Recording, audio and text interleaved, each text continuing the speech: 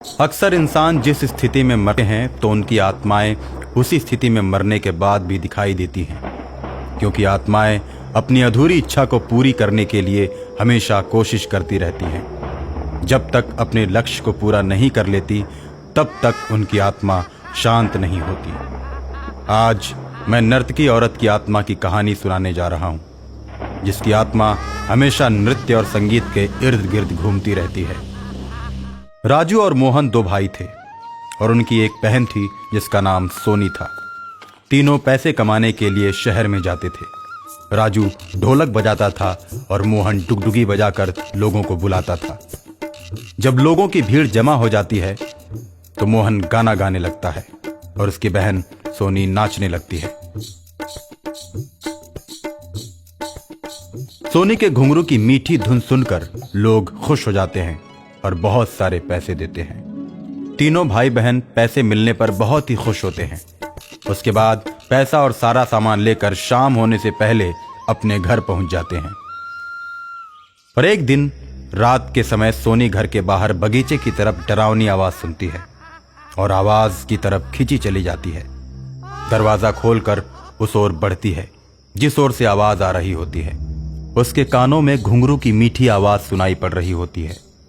वो अपने मन में सोचती है, लगता है मुझसे अच्छा नाचने वाली हमें सिखाने के लिए बुला रही है। इसलिए वो तेजी के साथ आवाज की तरफ बढ़ने लगती है। जैसे ही वो पेड़ के पास पहुंचती है, वहां एक सुंदर सी भूतनी दिखाई पड़ती है जो कि बहुत ही सुंदर नाच रही होती है। सोनी को देखते ही वो नाचना बंद कर देती है तो सोनी बोलती है, आप हमें अपने जैसा ही नाचना सिखा दो ना। हाँ ठीक है, मैं तुम्हें नाचना सिखा दूंगी, लेकिन मेरी एक शर्त है, मैं नाचना रात को सिखाती हूँ। अगर तुम्हें मंजूर है तो तुम्हारा स्वागत है। ये तो बहुत ही अच्छी बात है। वैसे भी मुझे दिन में समय नहीं है, मैं रात को सीखने के लिए तैयार हूँ। लेकिन ये बात किसी को बताना मत कि मैं तुम्हें नाचना सिखाती हूँ।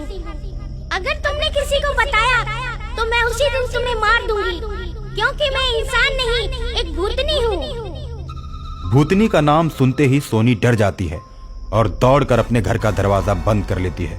और सुबह जगने के बाद अपने दोनों भाइयों को रात की सारी घटना बताती है तो दोनों भाई उससे कहते हैं, तुमने रात को दरवाजा खोलकर घर से बाहर जाकर गलत किया है। अक्सर रात को ही भूत दिखाई देते हैं। तुमने तो एक नई मुसीबत खड़ी कर दी। चलो खैर कोई बात नहीं, आज के बाद हम तीनों एक ही साथ कमरे में सोएंगे। और इसी तरह बात करते करते तीनों शहर की तरफ निकल जाते हैं। और उस दिन सोनी शहर में इतना बढ़िया नाचती है कि पूरे शहर में तहलका मच जाता है। वो चर्चा का विषय बन जाती है। पत्रकार इकट्ठा हो जाते हैं और सोनी का लाइव वीडियो टीवी चैनल पर चलना शुरू हो जाता है। एक ही दिन में सोनी इतनी लंबी छलांग मारती है कि सबके दिलों पर राज करने लगती है।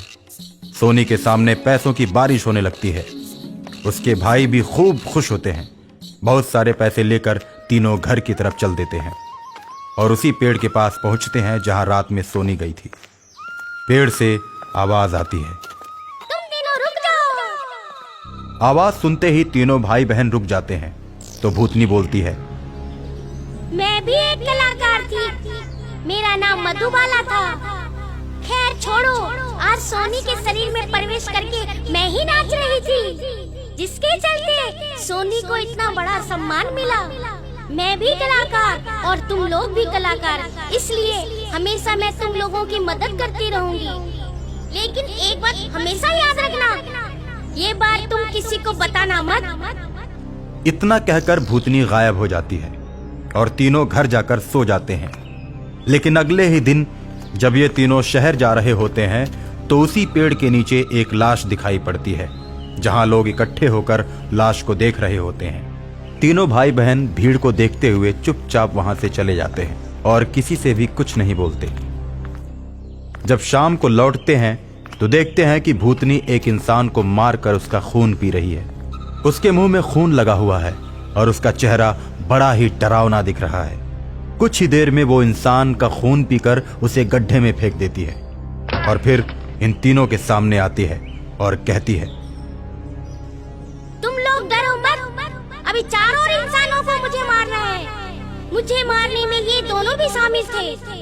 जब मैं मारने वाले अपने 6 कातिलों को मारकर अपना बदला ले लूंगी, तब जाकर मेरी आत्मा मुक्त हो जाएगी, और इसलिए मैं सबको मार रही हूँ। और इतना कहकर भूतनी गायब हो जाती है और ये तीनों भाई बहन अपने घर की तरफ चल देते हैं।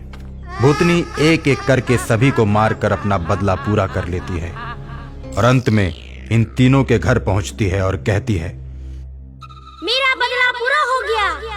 मैं जाने से पहले तुम लोगों को ये बात बता देती हूँ। मेरा नाम मधुबाला था। शहर के गिनी चुनी नर्तकियों में मेरी गिनती होती थी, लेकिन जिस समय मैं मुजरा कर रही थी, मेरा मुजरा देखने के लिए 6 दोस्त आए थे, और मुजरा खत्म होने के बाद उन लोगों ने दरवाजा बंद करके मुझे मार दिया, और तभी से मेरी आत्मा भटकने लगी थी। लेकिन आज मैंने सबको मार दिया और अब मेरी आत्मा मुक्त हो गई।